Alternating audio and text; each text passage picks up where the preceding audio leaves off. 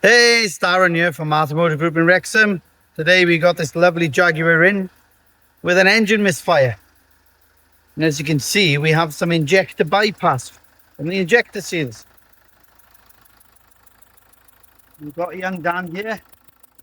You can see there's each injector. And we're going to spray to determine which one's gone. And as you can see, we have number 3.